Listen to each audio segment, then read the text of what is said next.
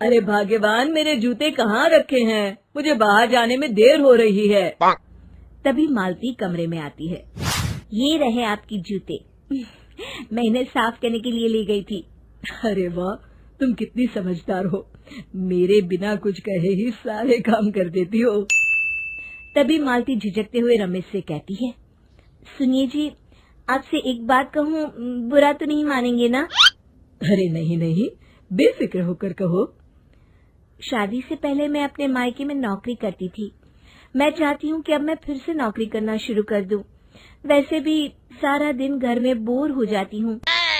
देखो मालती, तुम्हारे नौकरी करने से मुझे कोई ऐतराज नहीं है, लेकिन तुम्हें एक बात बता दूं, हमारे खानदान में आज तक कभी किसी औरत ने नौकरी नहीं की।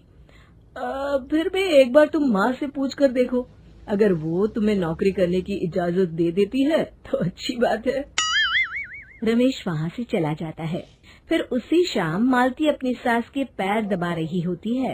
तभी उसकी सास मालती से कहती है, अरे क्या बात है बहू, आज तो ठीक तरह से मेरे पैर नहीं दबा रही। किसी ख्याल में खोई पड़ी है क्या? मैं भी तो जानूं आखिर बात क्या है। दरअसल वो माँ जी। अरे हाँ हाँ बोलो, इतना सोच क्यों रही हो? माँ जी, अगर आप बुरा न माने तो मैं नौकरी करना चाहती हूँ। घर के काम करने के बाद मेरे पास काफी वक्त बच जाता है। मालती की ये बात सुनकर उसकी सास गुस्से में कहती है, अरे बहू, तेरी तबीयत तो ठीक है ना? आज ये कैसी बहकी बातें कर रही है? भला हमारे खानदान में आज तक कभी किसी औरत ने नौकरी की है जो तू नौकरी करने की बात कर रही है, हैं? अरे बहू, तू क्या रिश्तेदारी में हमारी नाक कटाना चाहती है? जितना जल्दी हो सके अपने दिमाग से नौकरी का भूत उतार दे। और अब जा, जल्दी से रसोई में जा, खाना बनाने का वक्त हो रहा है। मालती मन मार कर खाना पकाने के लिए रसोई घर में चली जाती है। अगले दिन, नमस्ते माँ जी, कैसी हैं आप? अरे आओ आओ दिवाकर बेटा, बैठो, मैं तुम्हारे लिए चाय मंगाती हूँ। बहू, जरा एक कप चाय तो लेती आना। फिर दिवाकर एक फाइल खोलकर मालती की सास के सामने रख देता है। ये देखिए माँ जी, ये है पिछले महीने का हिसाब और ये रहे मुनाफे के रुपए। एक बार हिसाब देख लीजिए और इन कागजों पर अपने दस्तखत कर दीजिए। अरे दिवाकर बेटा, मैंने भला आज तक कभी तेरा हिसाब देखा है जो अब देखूंगी? ला बता, कहाँ दस्तखत करूं? तभी मालती चाय लेकर वहाँ आ जाती है और अपनी सास को बिना कागजातों को पढ़े इस तरह लापरवाही से दस्तखत करते हुए देखकर हैरान रह जाती है। अच्छा माँ जी, अब मैं चलता हूँ, फैक्ट्री में बहुत काम है। फिर दिवाकर वहाँ से चला जाता है। कुछ दिनों बाद मालती बाजार में कुछ सामान खरीद रही होती है। तभी एक बूढ़ा आदमी उसे आवाज देता है, अरे मालती बेटी, कैसी हो? मुझे पहचाना? मैं तुम्हारी कंपनी में मुनीम का काम करता हूँ। हाँ चाचा जी, मैं आपको बिल्कुल पहचानती हूँ। कहिए, कैसे हैं आप? मैं तो ठीक हूँ। कंपनी में कुछ भी ठीक नहीं चल रहा, यहाँ तक कि हमें ठीक वक्त पर तनख्वाह भी नहीं मिलती। ये आप क्या कह रहे हैं? अब क्या बताऊँ, आप लोग तो कभी हिसाब किताब देखने दफ्तर आते नहीं। मेरी मानो तो एक बार आप लोग दफ्तर आकर सारा हिसाब किताब देख लो, आपको असलियत पता चल जाएगी। अच्छा बेटी, अब मैं चलता हूँ, देर हो रही है। फिर वो बूढ़ा वहाँ से चला जाता है।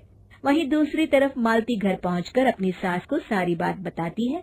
तभी वहाँ रमेश भी आ जाता है, लेकिन मालती की सास मालती की किसी भी बात पर विश्वास नहीं करती। तभी रमेश कहता है, अरे माँ, बिना आग के कभी धुआं नहीं उठता। जब मालती इतना कह रही है तो हमें एक बार दफ्तर चलकर देख लेना चाहिए। वैसे भी हम लोग काफी दिन से अपने दफ्तर नहीं गए हैं। इस तरह किसी एक आदमी के भरोसे काम छोड़ना मुझे भी ठीक नहीं लगता। अगले दिन वे सभी अपने दफ्तर पहुंचते हैं और सीधे दिवाकर के कैबिन में जाते हैं। अचानक सबको एक साथ देखकर दिवाकर चौंक जाता है। अरे माँ जी, आप सब लोग अचानक यहाँ कैसे आ गए? अगर कुछ काम था तो मुझे एक फोन कर दिया होता, मैं आपके घर आ जाता। तभी मालती की सास कहती है, अरे दिवाकर बेटा, आज मैं हिसाब देखने दफ्तर आई हूँ, जरा मुझे पिछले 6 महीनों का हिसाब दिखाना तो बेटा। दिवाकर घबराते हुए हिसाब की फाइल मालती की सास को देता है। मालती की सास फाइल लेकर मालती को देती है और कहती है, ले बहू, देख ले हिसाब। मालती फाइल को बड़े गौर से देखती है और अगले ही पल उसे सारी गड़बड़ी समझ में आ जाती है। वो अपनी सास से कहती है, माँ जी, मुनीम चाचा बिल्कुल सही कह रहे थे। हमारी कंपनी में पिछले 6 महीनों में जितना मुनाफा हुआ है, हमें उसका आधा पैसा भी नहीं मिला। यूँ समझ लीजिए कि 1 रुपये में सिर्फ चवन्नी ही हमारे हाथों में आई है।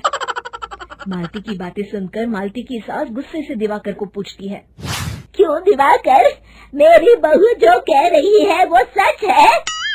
दिवाकर समझ जाता है आज उसका भांडा फूट चुका है।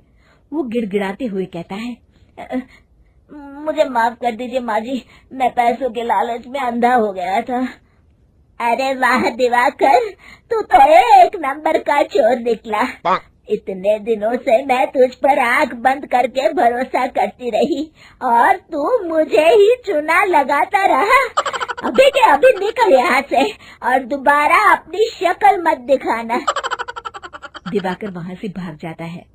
मालती की सास मालती को शाबाशी देते हुए कहती है, बहू, आज मैं समझ गई कि पढ़ाई लिखाई हमारी जिंदगी में कितनी जरूरी है। मैं बहुत किस्मत वाली हूँ जो मुझे तुझ जैसी बहू मिली है। शिक्षा, पढ़ाई लिखाई का इस्तेमाल सही जगह करके हम दुनिया में बहुत कुछ बदल सकते हैं।